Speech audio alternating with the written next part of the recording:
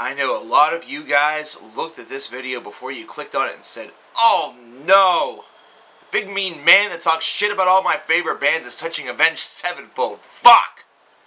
Well, stay with me, because this is happening, and well, I'm being fair about it just like all the other videos, and you're going to probably notice that by the end of this one, you'll recognize that I did give each and every one of those previous albums a chance. I wasn't just blindly bashing. Avenged Sevenfold, Hail to the King, and we're not talking about the song. This time we're talking about the whole album, the whole beast. Now, this is their second album since the death of the Rev, and this is their first album with their new drummer, Aaron Ilje. Now, if I mispronounced that, diehard haters, please allow me to apologize and kneel in your fucking presence. But yeah. New drummer replacing Mike Portnoy, who was taking over for, or in the Rev's absence since he was deceased, from Dream Theater. And so now with new drummer in hand, they were able to compose a new album, and they already had a new attitude in mind whenever they were stepping into the recording studio for this release. What they were really aiming for, they wanted something a little bit more stripped down, kind of more of a hard rock approach, something that seems to really incorporate more aspects of, as they said in their words, a Black Sabbath or a Led Zeppelin influence into their music, alongside with just heavy, heavy riffing. Now, I've had all sorts of fans say different things to me about this album before I even listened to a single note of it. I've had people beg that I cover it. I've had people beg that I avoid it. I had one person tell me to say, "Hey, M Shadows, cut your damn hair." I don't think he's going to do that. I kind of like the hair, though people are starting to think that he is me! Yeah, I'm an Avenged Sevenfold, clearly. Look at me. No. But yeah, a lot of people telling me all sorts of different stuff about this album before I even listened to a single note of it, and I just wanted to say, hey, shut the fuck up and let me listen. Jeez. So now I finally got the opportunity to listen to it a couple of different times, and I'm here finally to reflect my views on this. Now, if you guys saw the Avenged Sevenfold band review that I did a couple of months ago, you guys would know that I don't have a problem with this band. You guys would know that I don't have a problem with a lot of the fans. I don't have a lot of problem with this guy. I really don't have a lot of problem with this band whatsoever. It's just one of those things where it ain't my thing typically. It ain't my cup of tea, and in most cases and in most times people are pretty cool with that, and I respect that. So, with this album, the very first thing that I noticed whenever I listened to the single Hail to the King was the fact that they definitely stripped things down a whole hell of a lot. It definitely felt very radio-friendly, but at the same time, I kind of ignored, I think, in the review, although maybe I didn't, of the song, that it definitely had a simple, stripped-down effect, because that's exactly what they were going for. That's kind of what the direction that they wanted to move into, as I mentioned previously. So it really fit right into their motif. It was heavy as shit, and it definitely had a feel of a little bit of Metallica. One person commented that it reminded them a little bit of Thunderstruck by AC/DC. I don't quite hear that, but I definitely feel a lot of Black Album-esque Metallica. And I definitely feel that on a couple of other songs as well, including the very first one, Shepherd of Fire, which feels like it's a thundering intro in vein of like an Enter Sandman. So that's what they're really going for. They want something that's going to really kick the album off on the right foot, which you want to do anyway. However, if you're going to model an album after a that has a really great kickoff song, you know, one that's instantly recognizable by, you know, most of the fucking world. Well, the Black Album is actually a good place and a good album that you can really cite in order to do that, and I think they were kind of doing their best to try to do that side of things as well. And then we get to Doing Time, track 3 on the album. No, not Doing Time, the Sublime song, Doing Time with a G, no apostrophe, and here it's almost as though M Shadows decided for one song at times he wanted to be Scott Weiland, and I'm not really sure how this is working out. Now, yeah, he's got that nasally voice going for him, which kind of fits in with Scott's whole motif. However, at the same time, I really would have just rather had Scott sing in the song. I think he would have probably given it a little bit more justice. But hey, to each his own. It was the song that, you know, Shadows and the Boys wrote, so hey, more power to him. Shortest song on the album at only 3.5 minutes, doesn't last very long. Not too bad, not too shabby. This Means War, once again, man, I feel like I'm listening to Metallica.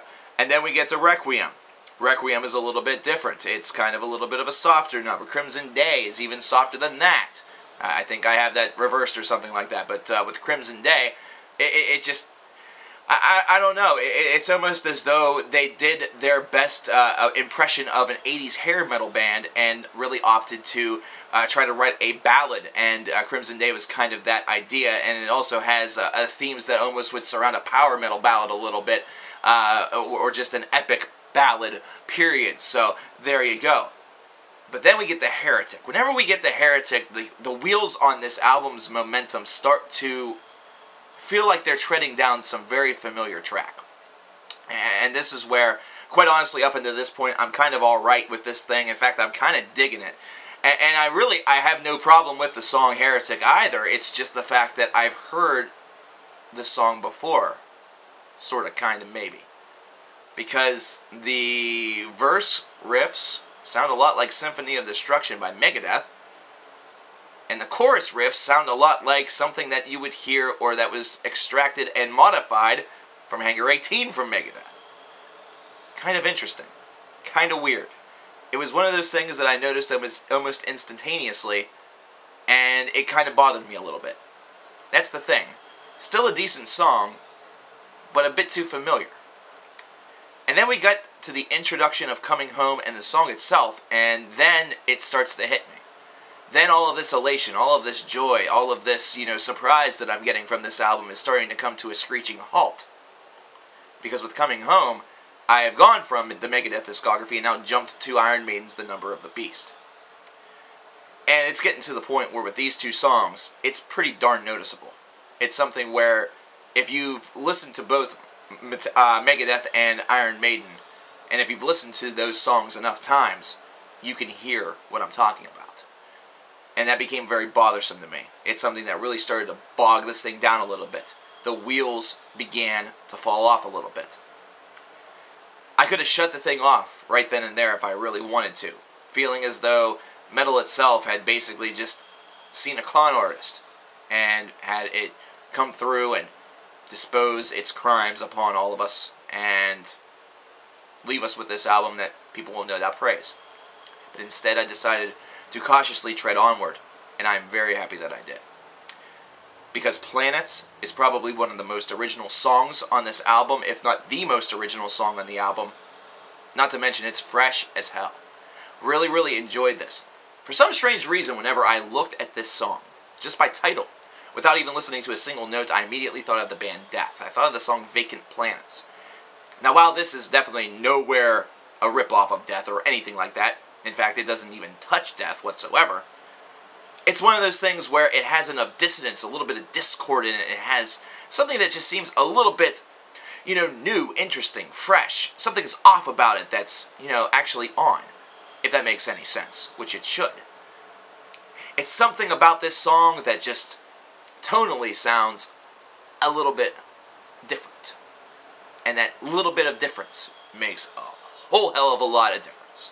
Because it definitely transformed this song from being decent to truly being something memorable on the album. One that you really want to kind of revisit again and again. And really, on these songs, on this song rather, should I say, M. Shadows' vocals are really strong.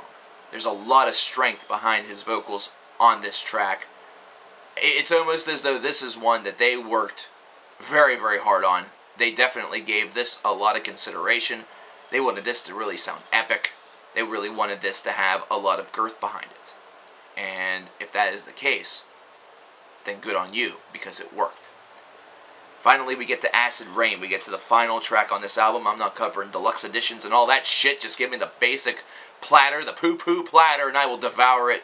I will listen to it, and that will be it. But Acid Rain, this was another weird one. This is one where I almost felt like this was their way of thanking Mike Portnoy for his service in the band, for helping them out in a time in need, because this has a lot of Dream Theater etched on it. And I'm not talking necessarily this era of Dream Theater where the song is 17 minutes long and has about 17 different transitions. No, this is actually more in the vein of the 1990s era material, where they are a little bit more straightforward with a lot of the tracks in the middle of the albums. And we're going to get back to the Dream Theater discography, shut the fuck up about it. And, just really had a little bit of a straightforward flavor to it while still adding the progressive metal charm. that has a lot of feel here with Acid Rain. So here we have it, a full 10-song album, a full 50-minute plus record. And now we need to talk about something very important. We need to talk about verdict. We need to talk about where this really stands. As far as a hard rock band is concerned, and that's what really Avenged Sevenfold should remain. They should remain a hard rock / heavy metal band. None of these little fancy-ass tags and distinguishments. Instead, it should just be a heavy metal band. They should really stick to this style. However, what they need to do is they need to expand their pocket horizon a little bit. There are moments on this album that really feel as though they listened to some old records and just thought, well, how can I incorporate that classic riff here? And I hate to sound as though I'm accusing them of something, because that isn't the intent at all. The intent is actually just to promote and really get the idea out there that a lot of this feels very familiar. And familiar sometimes can be a very, very good thing, but whenever it becomes over excessively familiar, then that's something that really starts to bog it down. You start to question a little bit of originality. You start to question a little bit of the songwriting. You start to question the simplicity element of this. Was it truly simple because you wanted it to be simple, or was it simple because you were able to mold things from other things in order to create something that's just a little bit different? This album is going to be a mixed bag for fans of this band. This album is going to be one that is going to be praised by diehards because they'll praise anything that the band does. The band could put a country opera album out and they would praise it to be genius. This album will also be hated by a lot of fans that feel as though they've abandoned some of the previous sounds. This band has had so many different identities throughout their short career that it's very, very interesting that so many people have latched on board and stayed on board. You would almost feel as though they would lose some members off of the train as it continues down the station and really shifts tracks. It's really a testimony to what they're able to accomplish whenever they perform live and how they're able to interact with their fans. For new fans, for new people, this will probably be one that a lot of people probably like because it feels familiar, it feels fresh. Kind of gives this impression that Avenged Sevenfold for their entire career have been kind of this band that's treading the hard rock / heavy metal water, when in reality, it couldn't be further than the truth. Overall, as far as I'm concerned, at times it feels a bit simplistic. At times it feels quite familiar, dangerously familiar. But whenever you get down to it, whenever you get down to brass tacks numericals, this is an album I actually have to give a little bit of praise to.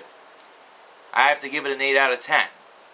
Principally because even though it has that familiarity to it, it has that simplicity to it, it also has a new dynamic to it.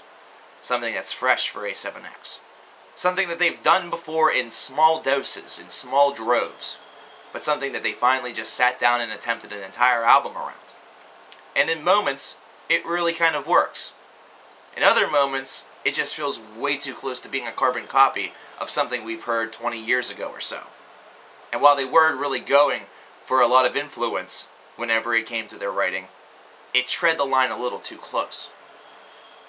But then you get to songs such as Planets and Acid Rain, right there at the end. Why the fuck did they have to be at the end? And you really start to recognize that the more that they actually go down this road, the more that they actually toy with this style, and the more that they're able to put their own personal stamp on it. This actually has all of the possibility of being an incredibly, incredibly intelligent decision on Avenged Sevenfold's behalf. One that's going to win over a lot more people than it's going to probably lose. One that's definitely going to gain them a little bit more respect among the metal community that hates them. Not that they really need to gain the respect of those individuals, but if they continue to write music such as Planets and Acid Rain, it's going to become one of those ideas that those individuals, well, they won't be able to ignore anymore. This album, honestly, is not that bad. There are moments on it that certainly could be deemed as a mess. Either that or really all too similar to things we've heard before, as I've mentioned before. But whenever you get down to it, there's worse shit out there. There's better shit out there. This is above average. And compared to Born of Osiris, this is cool. I'm actually surprised that I've given this such praise. I actually am surprised that I sat through this multiple times and didn't want to turn it off. This is actually a testimony to what Avenged Sevenfold is able to do. By them changing their style every so often, they sometimes are able to dismiss critics and turn them into potential believers or potential fans. Now, I'm not going to go that far, but I will say this. Good job. I'll talk to you guys next time. What did you guys think of this album? Tell me in the comments.